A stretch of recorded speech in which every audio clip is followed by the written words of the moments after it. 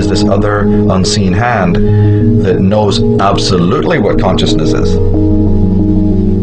who are experts in that fact. You're walking around couldn't care less. You're waiting for the next movie to come out and the next fashion and all that, what Hollywood's going to do next. But there's people there who have a thorough understanding of human consciousness, human psyche, human libido, and they're working on it 24/7 to feather their own nests and also to keep man in servitude, man whom they think is their creation. You know, they think of man as just being one of their own,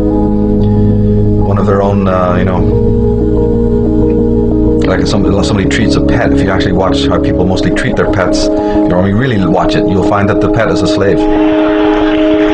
Well, we have people ruling this society who think of human beings as pets and slaves. Yeah, they provide you with some food and they take you for a walk now and again, but they basically you are a pet and you'll be told where to sit and where to go and what to do. That should be obvious to people by now. But these individuals don't really have any fear of us. Well, they do have fear of us to the extent that they know if we were awakened what we could do. I'm deeply troubled that a very vague, emotionally stated, semi-theologically defined diagnosis of the central global menace is obscuring our national ability to comprehend the historically unprecedented challenge which is being posed in our time by a massive global political awakening, and thus is obstructing our ability to deal effectively with the global political turmoil that this awakening is generating. So their motive of why they would want to dumb down people is also highly practical. Remember, these people are very, very practical. They may be evil, but they're also very practical. They know that you don't want a massive, intelligent, free-thinking, self-aware, proactive, deeply concerned, spiritually empowered people. That's the worst threat that they can imagine. So it's very practical for them to keep people, what do they call it? One leash for one neck. Everybody in a complete sense of consent, with the illusion that they're independent. It doesn't work without that. You must absolutely have the illusion of independence and self-determination. We have a problem then. We have a problem that to really, really be independent, to really be an individual, which in psychological terms is called individuation, that's difficult for most people. It's kind of tough. Requires work. Requires, to think and act in moral ways, and that's just too much trouble. I wish it was a halfway, stage. So the media goes, what there is, we'll sell you the fashion of independence. You can buy into this. You can be a goth, a punk, you can be straight, you can be gay, you can be macho. We'll sell you all sorts of images to decorate your inauthentic life. And that will pacify you because there is a voice that's kind of screaming inside of you that you're not living an authentic life. We know that. We know that's a tough voice to live with. But you also can't really do anything about it because, you're lazy and you're weak. And you realize what you would have to sacrifice or lose if you really took the true moral way. The way of selfhood and the way of finding out who and what you are. We know that's difficult for you. So what we'll do is we'll manifest a bunch of simulacras. We have a whole industry creating false personas. But if you buy into that, and it's very easy to do that. I mean, it's just a matter of going down to the hairdresser and coloring your hair pink and wearing a couple of earrings and getting a few tattoos and, having a big t-shirt with anarchy written on it. But you're the last person who even understands what true freedom and anarchy is. But don't worry about that. Well, the world is full of those kinds of people, isn't it? But do you see it as being any more free? If that was ever going to solve the world's problems, what happened in the 1960s when everybody was free, quote unquote? Where's the love now? Did it stop wars? Did it stop evil men ruling the world? Did it stop genocide? Did it stop the mutilation of animals and abattoirs? Tell me what one thing that the hippie movement or the punk movement of the 1970s achieved. Well, I'll tell you what they achieved. The leaders of the punk movement are living like pashas and maharajas in $1 million houses over there in Bel Air and also in Los Angeles. Billy Idol has a fleet of Harley Davidsons. That's what happened. That's what happened. But they're wearing a hammer and sickle. We're for the people, peace and love, CND, all that shit, utter nonsense. Utter nonsense. Maybe the man from within who's completely incognito, who's working within the system, suit and tie, would never even pass him by on the street. Maybe those people will do more damage to the evil status quo than all those hordes screaming for reform, Because it's not just a mass of people label reading, running away into these inauthentic models. It's a small group of educated people, dedicated, passionate, absolutely zero tolerance for the lie, who are from all walks of life, who have spiritually, most importantly, that they are spiritually adept, that they understand the name what knowledge is. They have reverence for knowledge. They're not just trying to gain knowledge. Any idiot can do that. Gaining knowledge, well, God, the schools are full of it. No. It's a matter of loving knowledge. That's a big difference. Loving knowledge, understanding what knowledge is a whole different thing than gaining knowledge. So there's these fine lines in all of this, very fine lines. And if the knowledge has to be empowering and changing you first, how can you do anything to change another world? Or maybe you don't even have the right. Maybe we're on the complete wrong subject matter altogether. How does anyone even think that they have a right to involve themselves in the life or the lifestyle of anyone else? If you really think about that, you'll find it's pretty preposterous. But at the same time, you do have the right to fix your own life. That, at least, we know is an absolute. You have the absolute right to work on your life. You have the right to make any of the choices that you want to make. So then my work sort of really focuses on that and doesn't stray from that. If it is true that the Illuminati, the child molesting priests, the Templars, and all of these people, what would we think if it is proven or found out that each and every one of these people has the perfect right to do what they are doing? And that you, in fact, have really no right to tell them or anyone else what to do? What happens if that turns out to be the spiritual law? And that the only thing that you have the right to do is to change your own life, regardless of what anybody else is doing. Well, then we have a problem, because the whole world is running around doing exactly the opposite. Everyone's running around fixing all of these other people and waving placards and getting reforms and getting to change this and do that, or we'll lock you up. And society will go through these cycles in which you have a little bit of good, a little bit of bad, a little bit of dark, a little bit of light. And yet the real work is about you taking care of your own house, your own garden. And if everybody did that, unseen forces would come to aid. Man would, like Vernon Howard said, we can accept that God can become man to save man, but we can't accept that man can become God to save himself. It's one of the most powerful statements I've ever heard. And so what is that dependency in human beings that makes them refute that? We know that everyone listening to the sound of my voice is going to refute that. No, it's Jesus who's meant to do it. Muhammad, Allah, what are you talking? Oh, that's all that humanist stuff. Man being his own God. Oh, satanic evil. So we already know that, that's not a common held theory. But wait a minute. What then is the motive that makes people refute that statement? Before we get into what they're into, you're a Christian. Why would you feel motivated to not accept that man is his own savior? I'm very interested in that. I'm very interested in as to why you, not the cult, not the clan, not your guru, why you would, have a problem with that. What's in your psychology that has made you in the 20 years of your life, or the 25 years of life, or the 40 years of your life, not have enough brain cells to realize, my God, that's the bottom line? Because in my opinion, if you don't accept that, you are an insane person. You're not insane, you're unsane. You're toxic, and you need to be quarantined or something. That's really the long and short of it, in my opinion. Then I want to get the crucifix out. As soon as I hear that somebody is, thinking that another authority, another person has the rights over their mental and emotional and attitudinal and psychic life, I'm worried about that person. Because I know that person has got some very serious psychological and existential problems right off the bat. Right off the bat.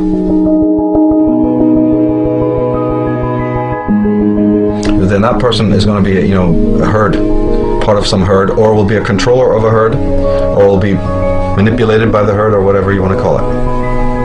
But that person is not going to end ever. You're never going to find that person, in doing good in the world, real necessary good at all. It's just a contradiction in terms. It's impossible. They may be sold the illusion or the delusion that they're doing wonderful work. because they give to Live Aid or the next stupid charity that pops up out of the woodwork, you know. They were there. Great, you were there, yeah. Well, we had Live Aid, didn't we? When was that, 1982 or something? You know, did the world get any better? No, all that happened is Bono and Geldof got on their best clothes one day and walked off down there to Buckingham Palace, got on their bony knees and said, thank you, Mom, for their little award. Okay, that's what happened. And their kids will go to good schools and they will have, you know, $1 million hotels and they'll have the best time of it because they're sellouts. They're people who sold out or were already working for this cult of Dionysus. People's champions in order to lead you away, just like in the Monty Python Meaning of Life.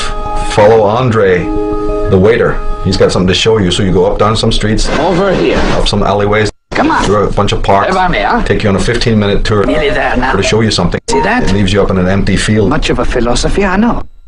Fuck you. And then gets angry with you. Fuck off. You don't think it's very much. Don't come following me. Yeah, so keep on following Andre. That's what every guru, every priest, every politician is telling you. It's all tomorrow. Every scientist, you're going to have it tomorrow. You're going to have it tomorrow. You can't have it today because we don't live in the now. We live in tomorrow's world. Tomorrow doesn't even their own science proves tomorrow doesn't exist, but they're going to tell you it all exists in tomorrow. So the fundamental line is discover that there's a hidden hand, mind controlling the world, operating to keep you down. Understand that you are a participant in that because you are allowing those hooks into your flesh. I've said it many times, and I said it recently, said it last year, you must distinguish the difference between saying, have I been sold a lie?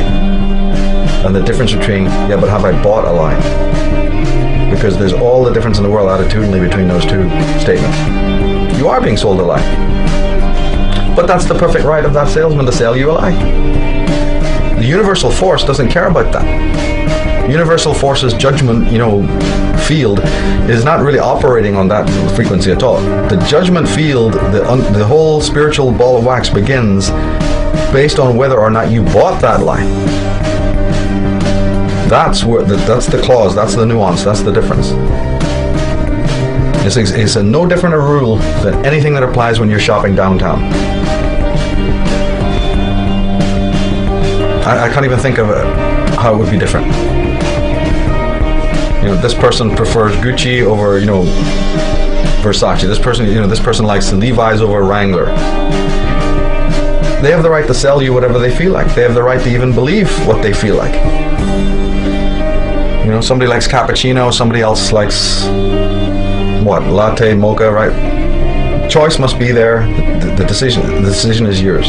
But where the real moral component comes in is what you bought. And what you put your energy into, and what you gave in exchange for what you bought. And if man is not in inner harmony or tuned correctly, he's going to create chaotic noise. If a guitar isn't tuned properly, don't expect it to play well. It's going to be in discord, and it will create chaotic sounds. So the bottom line comes in, but how are you tuned? How are you tuning your inner instrument, your consciousness? As I said, the alternative to that is to not tune it, but then hang out with a whole symphony of likewise untuned people, so you can all believe you're cool.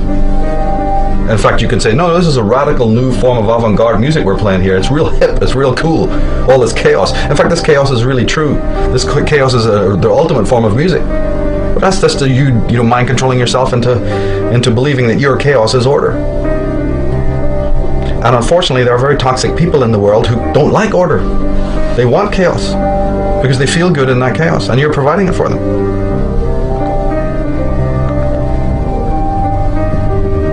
No human being who is in their center can be hypnotized.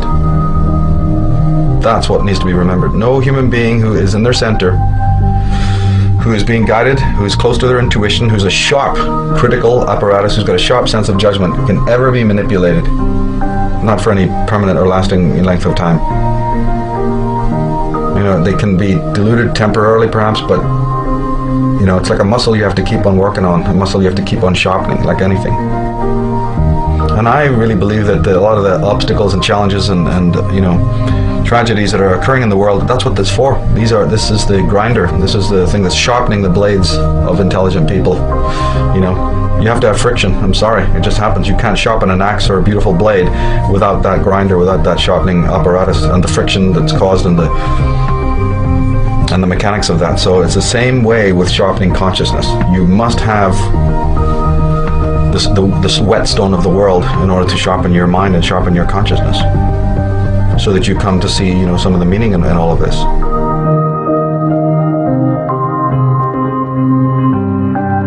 And it's ultimately a discovery of your own self. It's not about a discovery of society or other people. All of it is a discovery of who and what you are, ultimately.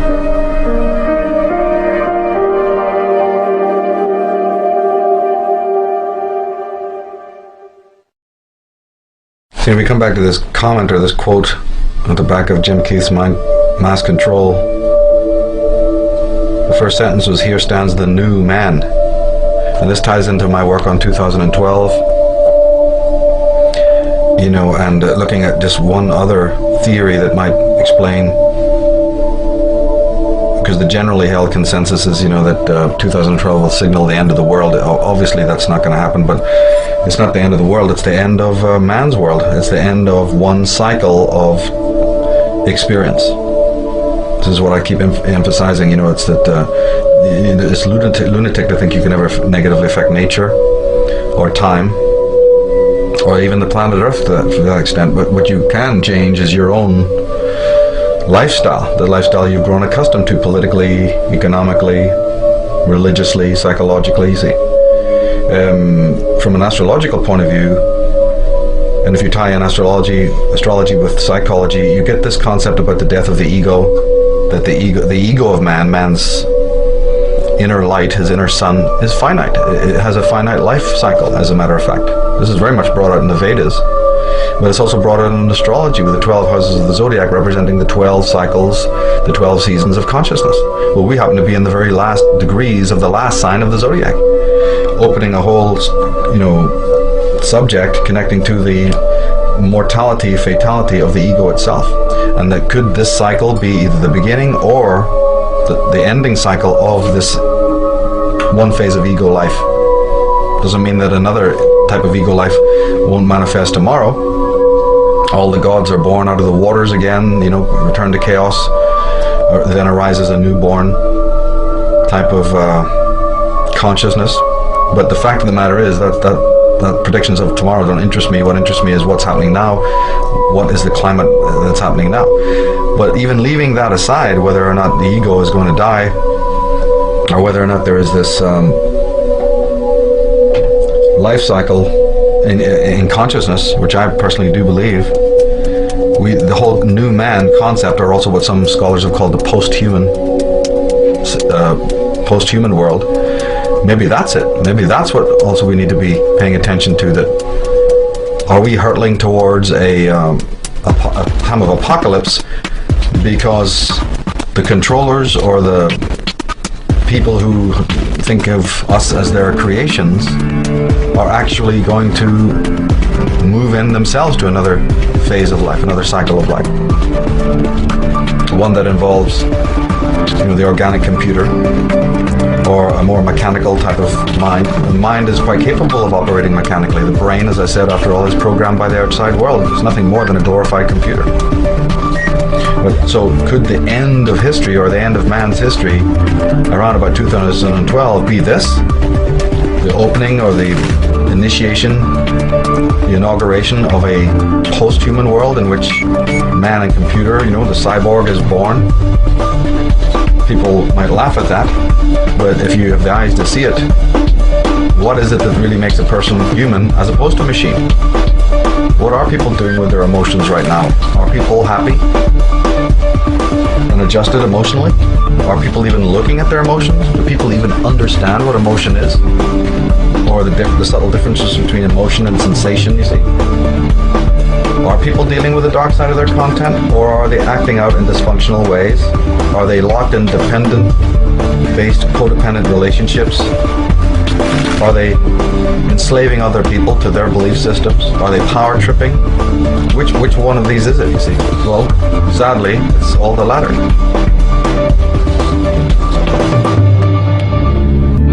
So could it not be that in exactly the same way as a person will take a medication, a drug, a panacea, or accept some other kind of escape to escape their own inner emotions, in exactly the same way as that happens on a daily basis? If the government comes along tomorrow and says, we have the perfect way for you to get rid of these troublesome emotions, would the world not buy into it? I think the world would buy into it in 5 seconds flat. They would. They're already doing it. Well, this pill can solve all of your problems. It's called Prozac, and it may mean the end of depression as we know it. I've been taking Prozac for 2 years. And what difference has that made? Brilliant. Oh, she's Yes. smiling, eyes lighter. And I feel as if I'm back to normal. You feel normal? Yeah. And you feel a better person? Yeah, yeah. Has it worked? You look very dubious, my friend. Apparently it has. I can't help being suspicious of it. I don't think she's the woman I married. Why? I think she's changed. In what way? I don't know, but there's something there that is different. Okay, she's not the woman you married. Is she a better woman? No, she's different.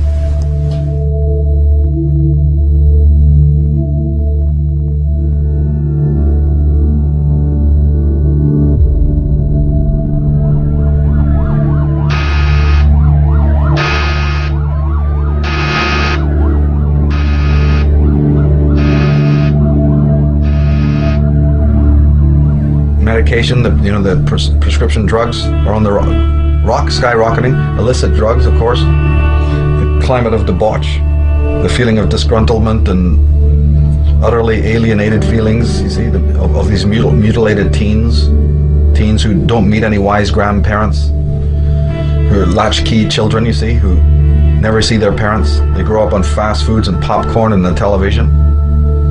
You mean to tell me we can do all of that and then expect that there's going to be some glowing utopia in the future? What kind of delusion are people in?